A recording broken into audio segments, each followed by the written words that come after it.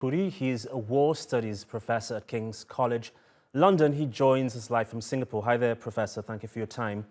You've got to commend President Zelenskyy for physically going to an area relatively near the fighting. What do you think this says to Ukrainians as well as to the Kremlin?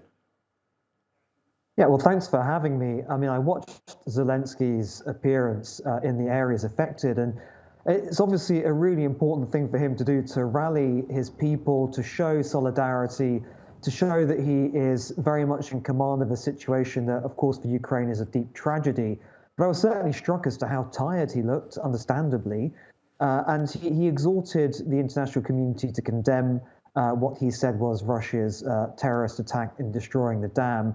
But I'm left wondering what's going on behind the cameras, inside of his head, in his discussions with his advisors around how to actually recover from this big blow, because it is a huge blow to not only the Ukrainian settlements, but also to Ukraine's momentum with this counter-offensive that it's only just begun to wage in earnest. Speaking of consequences, Ukraine's agriculture ministry says the country could lose millions of tons of crops because of flooding. This will obviously have an impact on exports, possibly even global food prices.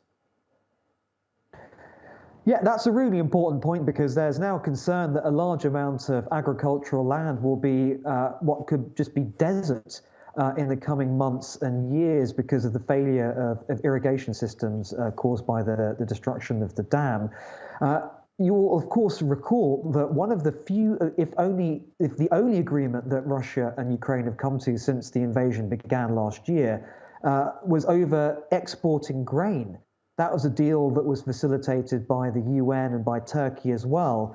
And it was painstaking to negotiate that deal. It barely survived the reality of the ongoing hostilities.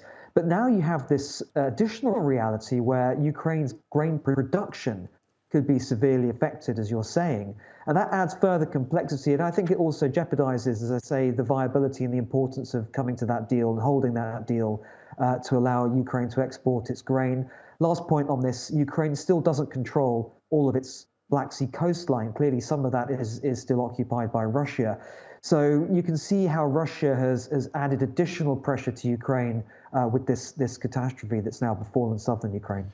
Professor, Russia pointed out on Twitter Canada's response to the dam's destruction, saying that while Prime Minister Justin Trudeau condemned the destruction, Canada continues to stand with Ukraine.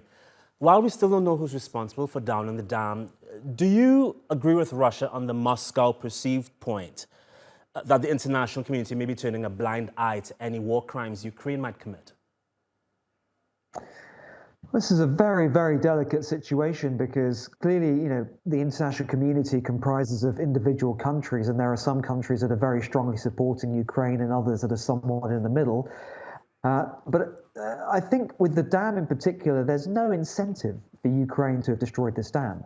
I mean, look at the devastation it's causing to Kherson, which the Ukrainians only just recaptured from Russia quite recently. So what possible incentive? And the other reason why it's very doubtful Ukraine would have done this is that the dam itself had a bridge running over the top. Everyone will be familiar with the aerial photos.